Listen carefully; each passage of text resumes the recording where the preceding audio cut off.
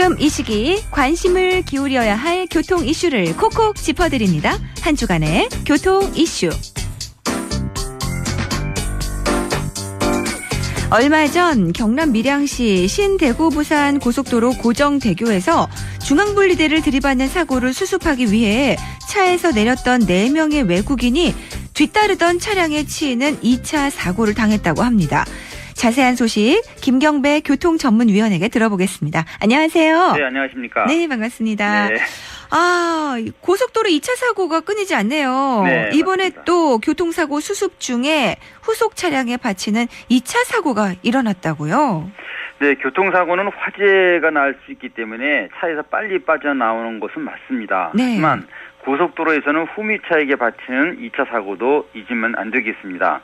말씀처럼 사고차에서 내렸던 외국인 4명을 받은 SVU 탑승자 3명이 부상당하는 등 2차 사고가 발생이 됐습니다. 네. 경찰은 안전조치를 제대로 조치하지 않은 데 초점을 맞추고 있지만요. 사실상 올바른 사고 현장 대처 매뉴얼이 없다는 것이 가장 큰 문제로 지적되고 있습니다. 안전지대 피신 방법과 후속 조치가 최상의 방법이긴 해도 워낙 변수가 많기 때문인데요.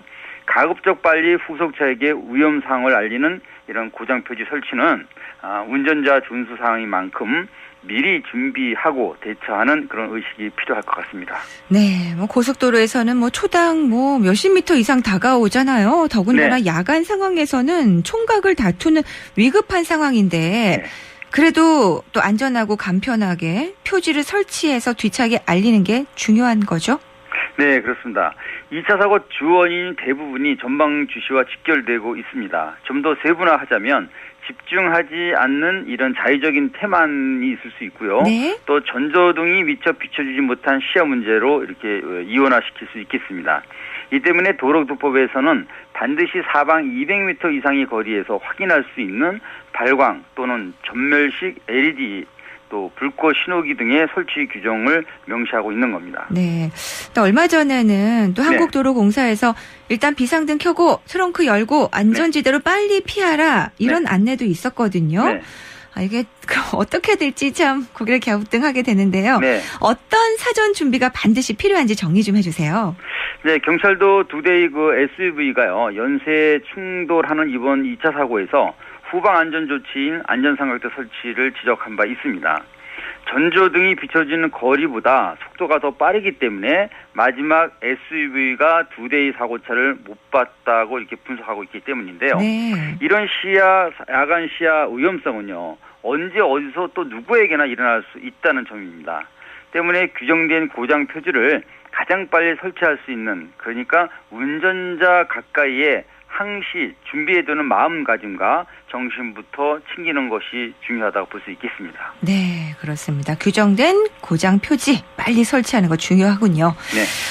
터널은 진입, 출입 할 때 네. 시야도 좁지만 피할 공간까지 없기 때문에 네. 차선 변경 금지하고 있잖아요. 네. 그런데 또 떨어진 낙하물 때문에 사고가 있었다고요? 네, 2017년 12월 3일이죠. 종합보험으로도 면책받을 수 없는 12대 중과실 조항으로 이렇게 강화가 됐습니다. 낙하물이요. 네. 그런데 좀처럼 줄지 않는 게 바로 도로 낙하물 사고인데요. 지난 5일 새벽에도 부산 장산 1터널 내에서 사고가 났습니다. 길이 2m 정도의 철 구조물이 2차로를 가로지는 상태로 떨어져 있어서 이를 미처 피하지 못한 운전자들은요. 차체를 긁히고 파손당하는 등의 사고를 입었습니다. 네. 고속도로 낙하물 사고는요. 2015년부터 2017년 9월까지 125번이 발생이 돼서 네. 또 이렇게 단속이 됐고요. 또 단속 상황도 꽤 많습니다. 2015년에는 95,500건 그리고 72,000여 건으로 이렇게 점점 줄고는 있습니다만 네. 당시 큰 맞네요. 위험성이 있죠. 예, 그렇군요. 자, 블랙박스 많은 분들이 설치하고 계신데요. 부산 백양터널 부근에서 승용차가 트레일러에 받치는 영상 때문에 네. 피해자가 잘못이 없음이 밝혀졌다고 하네요. 네, 이 네. 블랙박스 제보 역할도 참 중요한 것 같아요. 맞습니다. 이게 이제 사고 때 누가 잘못을 했는지 분명히 선을 그어주는 하나의 어떤 역할을 하고 있는데요. 네. 앞서가던 승용차를 받은 트레일러가 무리한 차선 변경으로 끼어들었던 사고라고 이렇게 주장을 했습니다. 하지만 후미차에 찍힌 영상이 피해자와 가해자를 가리는 이 단초를 제공해서 사고 피해로 입원 중인 승용차 운전자의 억울함을 풀어준 이런 아주 좋은 얘기입니다. 이틀 만에 거짓을 밝힌 영상에는요, 내리막길 승용차가 갑자기 쿵 하면서 조향령을 잃었는데 트레일러는 차선을 변경하다가 바쳤다, 이렇게 주장을 했습니다. 네, 블랙박스 역할이 참 중요하군요. 네. 자, 그리고 또 비탈길 안전주차 시행을 앞둔 네. 7월 30일 30m나 밀려나간 11톤 펌프차 사고가 있었는데요. 네. 여기서 보면 버팀목 의무도 완벽하지 못했다고요. 이건 어떤 얘기인가요? 예, 맞습니다. 일단은 자동차 정비가 우선일 것 같고요. 네. 비탈길에 세워둔 그 11톤 펌프차에 버팀목을 준비하는 사이에 이 차가 무려 30m나 밀리면서 예. 승용차를 덮치는 사고가 났기 때문입니다. 인명피해가 없었다고 해도 이날 사고는요, 오는 9월 28일 의무 시행될 경사로 주차 미끄럼 사고 방지 조치에서 취약점을 드러낸 셈이라고 볼 수 있겠습니다. 그렇군요. 그렇다면은 의무 시행이 돼도 완벽한 안전을 보장받기는 어렵다는 건데요. 네. 승용차 기준 3만 원으로 책정된 과태료도 이게 또 포함이 돼 있습니다. 네.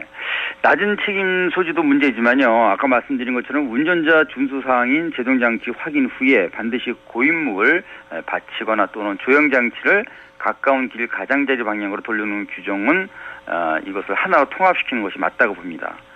그러니까 후진이나 전진하는 만약의 사태에 대비하는 제동장치처럼요, 앞바퀴의 각도를 만일에 앞쪽이나 또 후진했을 때 반드시 연석이나 구조물에 걸리도록 하는 게 가장 중요하다, 이런 말씀입니다. 네, 그래요. 오늘 소식 잘 들었습니다. 고맙습니다. 네, 감사합니다. 지금까지 김경배 교통위원과 함께 한 주간의 교통 이슈 전해드렸습니다.